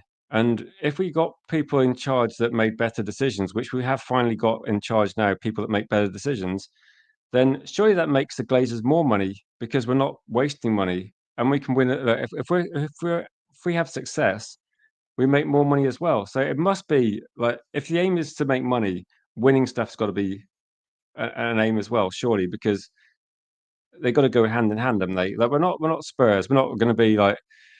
So I've seen jokes with Spurs that Daniel Levy doesn't want to win trophies because of the win bonuses and things, but it feels a bit like that for United. It's like you want to win trophies because then our sponsorship deals are already insane. And actually, I've got a question for you. Do you remember when you came on my channel about 2 months ago and you said you weren't renewing the Newcastle weren't negotiating shirt sponsor contracts because you wanted Champions League football?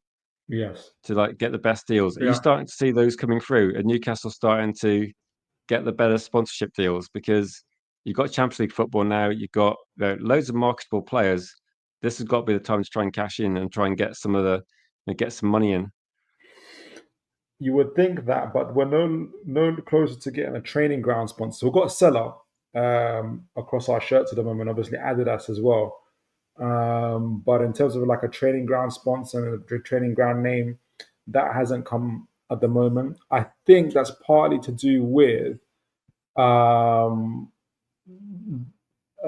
new stadiums coming up, but also it's to do with our argument with PSR and the Premier League. They are constantly kind of telling us what they think our prices should be, and that part isn't being worked out. And so we're kind of looking to see how the Man City court case goes over the sponsorship deals, the ATP stuff, before we kind of are able to stamp our mast. How's the phrase go? Before is it mast to the flag to the mast before we do anything. So I think that's the big thing about it. So for instance, like Joe Linton, I don't think it's going to go, but he's been linked to Saudi Arabia, right? Already there's news saying the Premier League are kind of going to be monitoring how much we're going to sell him for. I don't know. Do you know what I mean? So it's not the same for everybody, right? So no, were they monitoring Man City? Like I think with this one that what's crazy is that the rules for like PSR seem to come in, and even Manchester United can't really like we're being scrutinised for losses, even though our owners take money out of the club. It's like we can't even run our club properly, even when we want to spend money effectively. The rules don't make sense. You bring in these rules, and all it seems to do, it seems to be that over the last couple of years, they basically penalised Everton and penalised Forest. And from a neutral in those clubs, I think what Everton are where have Everton thrown crazy money at it? Looking at they've been having a fire sale for 2 years, and they're like, and they're getting penalised. I just think the rules are crazy, and it's insane. One thing I don't like is off topic, but I don't really like the system where you're almost prioritizing selling youth players over players you want to get rid of. So Manchester United are financially incentivized to sell Garnacho and Kobe Mainu to try and balance the books because they can write, that's pure profit. And for me, that's the rules need to change because that's how can that be more beneficial than moving on like Casemiro, Anthony, and like players like that? It's a bit crazy. I agree. We've got a few folks in the chat. I'm going to finish up as well. Been an absolutely incredible conversation, Rich. And again, big up to Never a Foul, to all the guys that have come up on here. Record numbers for our channel. And we want to big up to Kaz as well. Like it's always good to like raid channels as well. So big up to Kaz for sending people over. Absolutely, big up to Kaz and the guys there. Do smash the likes, but guys, do subscribe if you're enjoying the show and everything else. So it's great to have you guys on our channel. I'm gonna finish up the call. I've started 10. I don't know if we'll get through 10, but we'll do our best as well. RK, I bet Rig or Hackney go to Palace. Palace are so good at signing lower league potential like Wharton. I have a funny feeling Wharton's going to go because I think Palace are sniffing around Lewis Miley. Ginesta Wijnaldum, Man City's ATP case. We're kind of waiting for the results of that and to see where we're going. I think we've observed like the likes of Chelsea selling hotels and women's football teams to themselves, and people proudly put on the PSR. Oh, they're the healthiest PSR position. I'm like, and nobody's putting like in like what do you call it, an asterisk. Yeah, but they sold their women's team to themselves for 200 million. 200 million. Newcastle got sold for 350 million. So, yeah, imagine if Newcastle pulled a stunt like that. We just sold some random monument in Newcastle to ourselves. Yeah, it's like Wow. didn't Real Madrid get rid of their training ground and then the Spanish government give them a new one or something? There's always like weird, like every time we're linked to a player or there's a player involved in Barcelona, you always think that I don't know what they do, but somehow it happens. It's a bit suspicious. Yeah, I'll put it that way. they It's a sold little parts of bit. the stadiums and stuff like that. It's crazy. I think they sold Um, something insane. Like I think Barcelona have sold future image like have they sold future profits or revenue or something for like 10 years. yeah, It's I don't know. yeah. I'm looking at it thinking, what is going on? This is like you're selling like profits of stuff that's never happened. So how is this allowed? Isn't that like future trading or something? Um, Tactical Devils, evening to you, sir. God bless you. Good to have you on. Wobo Jog, just imagine Michael Ed is in control of Man United with 3 to 4 years. It will be called the English Bundesliga. Gosh, it could be. Aaron Cave, good to see you, sir. God bless you. Good evening, all. Everyone, hit the likes and hit the subscribe button. Philip does amazing analysis. Thank you so much for that, Aaron. Appreciate it. Good to see you, sir. I hope your evening is going well. Mr. I'm so sorry if I pronounce this wrong, sir. Or MD's RN Samurai. And you've been really good at asking people to smash the likes button. I will gamble that Tonali, Bruno G, and Joe Linton are one of the best midfielders in the Prem. I, of course, agree with that. Plus, with the backups of Whitlock, Longstaff, and the young lad, Miley. Yeah, you might get Longstaff. We might so will it. But someone came with this. I forgot who came on the show saying, please also give us Longstaff. I can't remember who said that. Yeah, we were linked to him like about 3 years ago, weren't we? Like it's like 50 million But or this year something. as well, it came up on our journal. It was like, oh yeah, Longstaff. I'm like, is this story back around again? That's crazy. No, it can't be. Amir No, Fick, he's right though. Your midfield is like the strength of your team. Your midfield is excellent, and with Isak in front, you got a solid team at the moment. yeah, absolutely, Even absolutely. your defense, actually, your defense works well. Like individually, you'd look at your defenders; they work really well as a unit. Like it's, I think your team is organized well. Like I remember talking to so a few Newcastle content creators a few years ago, and actually speculating during the takeover.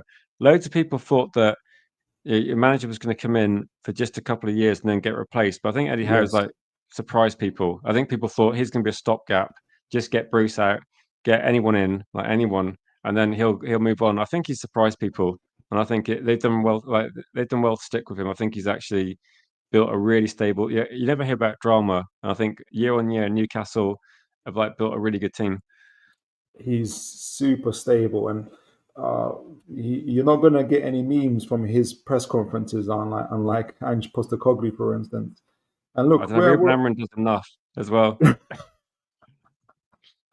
honestly. Sorry, Amir Fikri Cunha to score on his official debut. I wouldn't put it past him. And yes, when Adam asks for folks to like and subscribe, please do, folks. And again, big up to Kaz from Never Found and to Rich for your raid, guys. You've been absolutely incredible.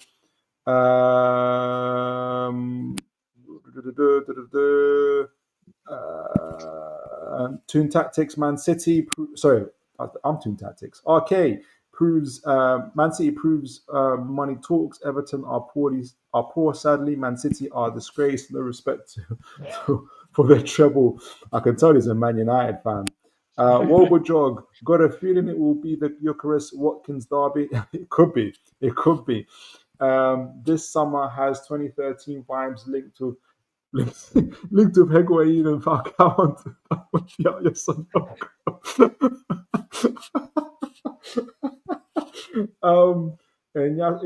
Iniesta, Wijnaldum, Newcastle just need a number 10. Very true. Hence, João Pedro. Someone mentioned is in the star who can play against low blocks. João Pedro would be a great signing and allow Eddie to be flexible. Then that's exactly it. Somebody else mentioned him, and I will speak about that in a moment with some minutes left. Newcastle bounce press. Newcastle bounce press was the model attack that took us apart versus Brentford and West Ham after the Newcastle loss. I haven't heard of the bounce press. I don't know if you know what that is, Rich. That is something new for me to learn. Once I learn what it is, though, you're going to see me using it in every other channel, like to impress people. Bounce press. I'm going to take a note of that. Thank you, though, Samurai. Let me, if you can explain it in a few words, do let me know. We deserve better. Not that I don't. Again, it's the name of the chat. Works well for Manchester United fans because I feel like we do deserve a bit better than what we're seeing week in, week out. Maybe it'll get renamed. Maybe it'll get renamed if we perform next season. I don't know.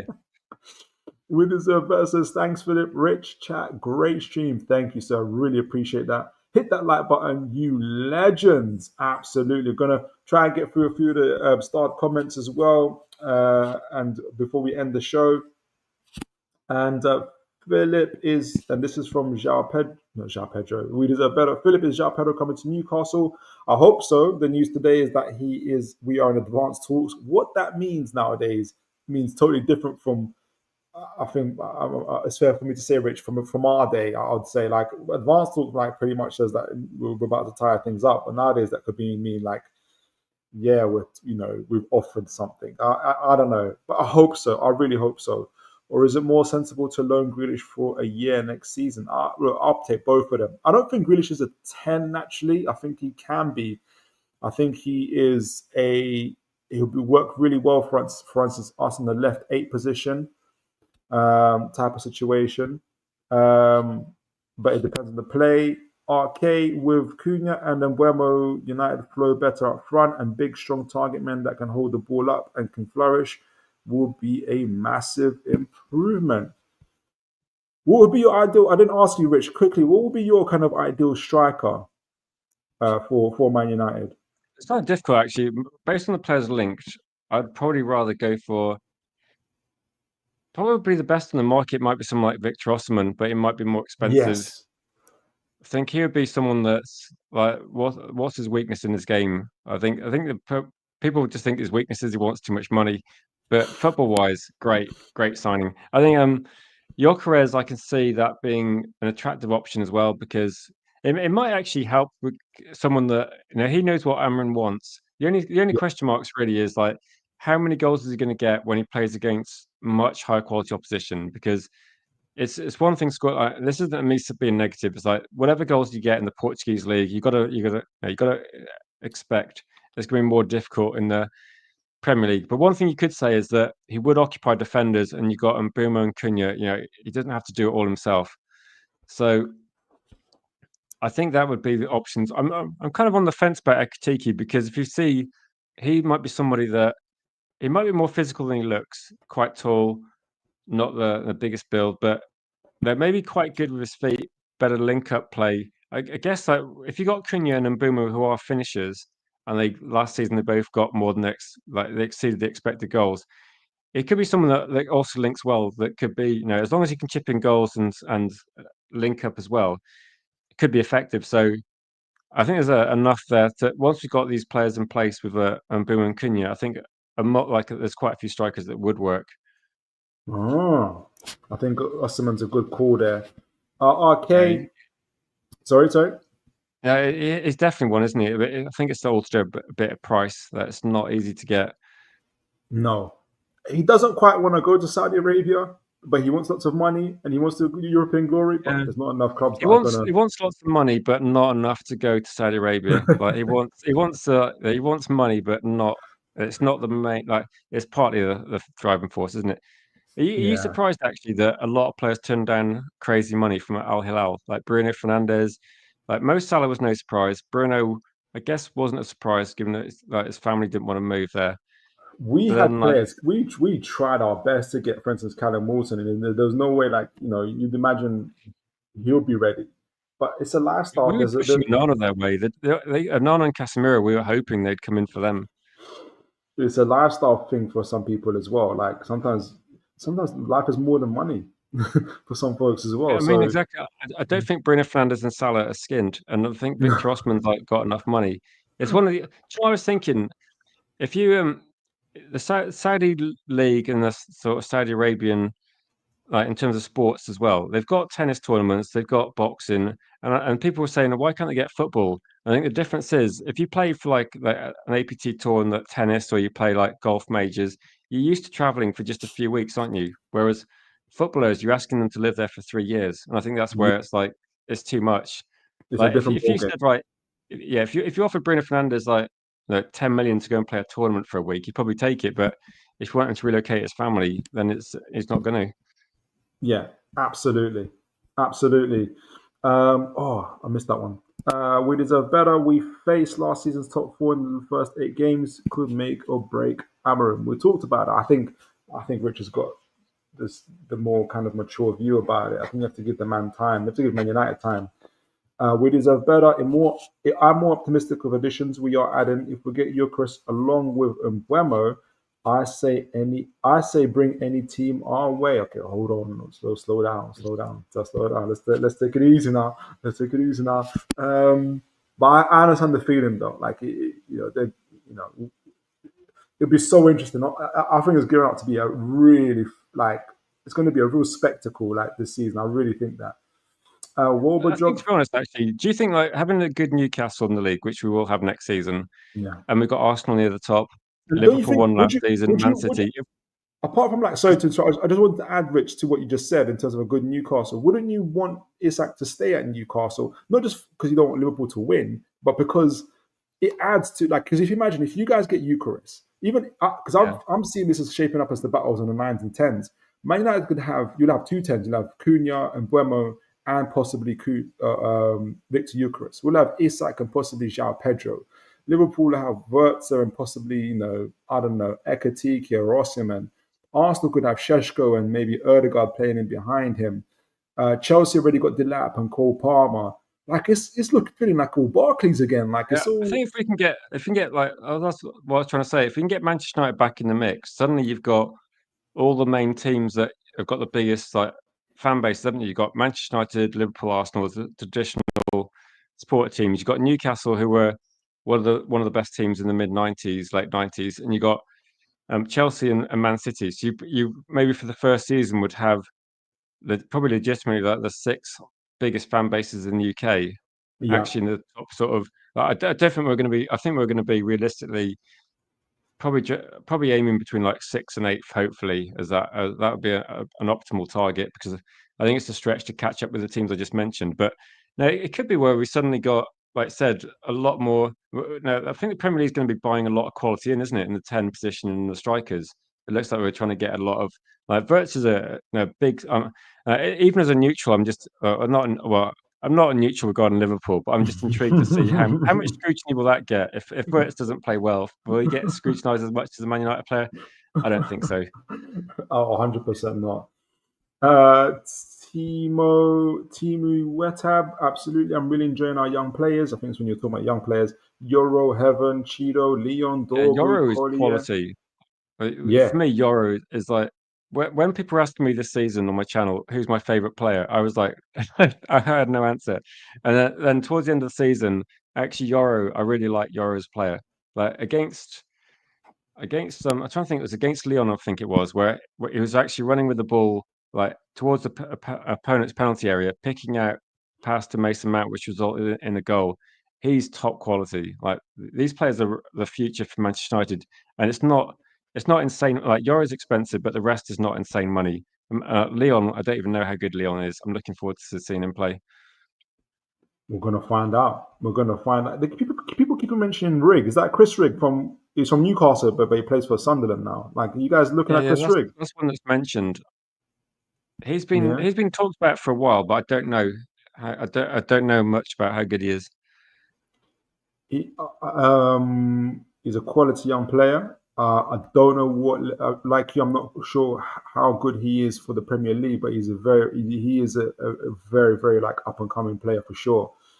Um, I think we were linked with him, Bellingham, and Hackney. There's like a few Championship players, but I think because Sunderland got promoted, And then Bellingham's obviously gone to the Bundesliga. I think that there's some players that are maybe off the table. Yeah, absolutely. Signing MD Samurai, signing 3 players of 15 plus goals each will be a game changer for us. I would just like to see Amorim use more attackers than defenders. Well, I think that's the natural way anyway. I think you will definitely see that. And finally, we deserve better. One thing I do not want to hear this season is the manager throwing players under the bus, or the manager saying he won't get the time, or worse, that he'll resign. I didn't, and I know we're running out of time. I didn't pick on this too much in terms of Ruben Amorim, and there were points in the season with Amorim where I felt there was a little bit too much of that, where he would say things like, "Yeah, if they wanted to, if Man United, is it true that he said, for instance, if they wanted to sack me, I won't even take the compensation." I don't know if that's true. Yeah, I think that was a quote. I'm sure there's a few things he said along that, saying, if they want me out, then I'll leave that without any sort of. I think that's a quote. And I think there's a lot of things regarding. Maybe it's a learning curve for Amarin as well. That if you're a Manchester United manager, You can't he's talk done like a that. crazy amount of interviews, loads of interviews, and he's going to get asked loads of questions. And sometimes he's asked questions immediately after a bad defeat, and he gives the media headlines, and he says things that probably maybe he wouldn't say it if he's calmed down a little bit, but it's one of those things, isn't it? Like I think Alex Ferguson had quite good control of the media, and I think even Oh like yeah, Mourinho yeah. played the media quite well. And you can just see, can't you, that some like Eric Ten Hag, he had quite a bad relationship with the media. I think that, and Ruben Amorim, I think the media like him because he gives them like plenty of headlines. I think that I do agree though that if there's going to be falling outs with the players, I'd rather that sort of thing happen behind closed doors and we didn't know about it Yeah, because yeah, yeah. it's the media too much material. Honestly. And hopefully we'll learn from that. All right. Well, this has been an absolutely phenomenal show. First of all, uh, have Rich jumping on and incredible insights on all things. Man, I don't think I even needed the slides, to be honest. Like you're just like the information was just flowing. Really, It's just really been like appreciate. I think it's like YouTube kind of like highlights everything, and there's like really like RK and Wids are better, but there's when I'm doing streams, when you're like trying to think of an example, you go this player, and you like make a bad description, and people in the comments will go, yeah, it's like this guy, and they give you kind of like it's good having like a good audience that can because a lot of it's opinion based, but I think a lot of it is like what the stats kind of bear out what you watch. If you watch all the games, you know what's happening, don't you? And the stats just back it up. Like sometimes, like some stats don't tell the whole story, but you look at it and go, yeah, Yeah, that pretty much shows what happened. But yeah. no, big thanks for inviting me on though as well, because I know you came as a guest on my channel a couple of months ago, and I don't really do a lot of Premier League content anymore. I'm just kind of like obsessively focused on Manchester United because obviously that's the passion of like Of course. myself and like the channel. But no, it's always good to get opposition views. And I did say to people like 2 hours ago, I said, look, we're going to go to a Newcastle channel. What should we ask them? And I was thinking, no, he's a cool guy, so we're not going to banter him about Talksport call-ins and things, but we'll find out what.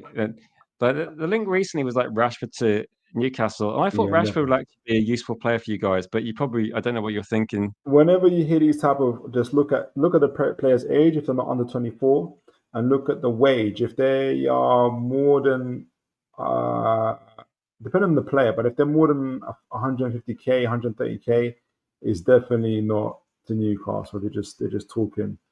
They're just I talking. saw a comment then.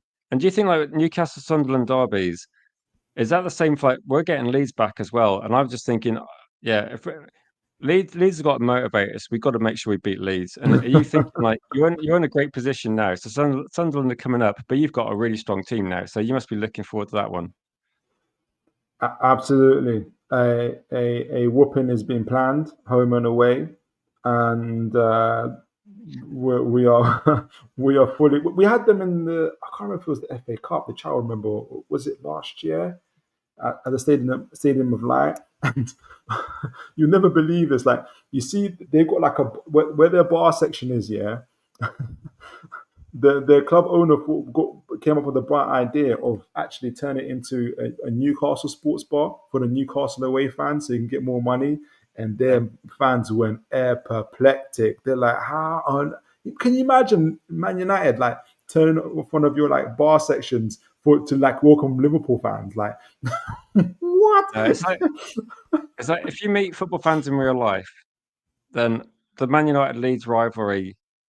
I won't say too much, but yeah, it's another level. I think regarding that, though, the fans they're not friends. That match means a bit more. I think when we beat them, it's very enjoyable. Their fans go crazy, and it's just yeah, it's one that I don't think you want to be like surround yourself with Leeds fans. They're not going to be taking it well. It's good though. I think actually we haven't talked about it, but the teams being promoted, Leeds and Sunderland. Good to see these sort of teams back in the Premier League because they're games you look forward to playing. Absolutely. Absolutely. Absolutely. I'm going to ask you in a moment where folks can find you, Rich, but I want to first let folks know, guys, I'm going to be timestamping the video, not the video, the live stream, if you guys want to play back and watch it as well. But I want to be able to, I want to thank all the folks that came from Red Devil United TV and from Never a Foul Raid. You guys were absolutely phenomenal. I really had record number of people viewing and in the chat. I haven't seen the likes here. I can't see the likes. Our record is 50. Sure, I think everybody that's watching that came over that I know, then they're going to be like good supporters of the channel. So make sure people as well that I don't know smash the likes because I did say like a few days ago said it's like one of the best Newcastle channels because I think it's just that I wouldn't go on a channel that I didn't respect the channel for a start, and I think it's like really good content as well. So obviously I'm not a Newcastle fan, so a lot of it will be not aimed towards me, but it's good to get your insight when I ask you about your team because this kind of feeds into my transfer streams as well. Because when I'm looking at people linked to you, if you tell me like the player profile you're looking for, if they've got to be like you said 150k a week less, 24, yeah, Rashford's not going to happen, is it? It's not going to happen. So it's all good information. Everything's linked, isn't it? Every football transfer is linked to like multiple teams, multiple things. Absolutely. Absolutely. Folks, we did a brief season review for Man United, a bit of data analysis, what's been good, what's been bad, and also obviously what positions need to improve and the players that you're looking at. Rich gave absolutely comprehensive insight on all things Man United. We also talked about a bit about obviously kind of intertwine Newcastle and everything else, and Isak talk and everything else. And you guys have been absolutely phenomenal. Rich, where can folks find you? So people can find me. I'll just put a comment in the comments. So Red Devil United, the channel's Red Devil United. You can find me on YouTube. I mean, occasionally I'm on Twitter, but not too much. But Red Devil United, we're actually hammering transfers and news streams at the moment, trying to do a few per day, just because I enjoy your morning ones. Phenomenal. Your morning shows phenomenal. Yeah, no, for people that support Manchester United or even like rival fans are welcome as well. It kind of like sometimes upsets a few people, but there's definitely a Spurs fan in there that every time every time we do a story, they're going, "You're not getting that guy." But no, it's like anything. Like football fans are welcome. It's going to be mainly Manchester United content at the moment because I used to do more Premier League content, but to be honest, it's actually it's like it's quite time consuming doing everything. So I'm just focusing on Manchester United at the moment, and there's a really good community like you saw tonight, like Ian and we did a better RK, Niall and Berber. There's a lot of people that came over that are like good supporters of the channel, and there's a really good community. So if you're a Manchester United fan, all opinions welcome. You may not agree with what I'm saying, but I'm going to say what I think because. But also, I may occasionally change my mind, but no, people are allowed to change their mind over time. So, like I said, we like Dallo. I was a bit nasty about Dallo. I've been a bit nicer recently, but I still want him sold, if that makes sense. Fair play. And guys, please do look after yourselves. Have a great evening. And God bless you guys. Take care now. Have a good one. Bye-bye. Yeah. Oh, brilliant from Cher. And now Murphy could take on the shot. Fabian Cher with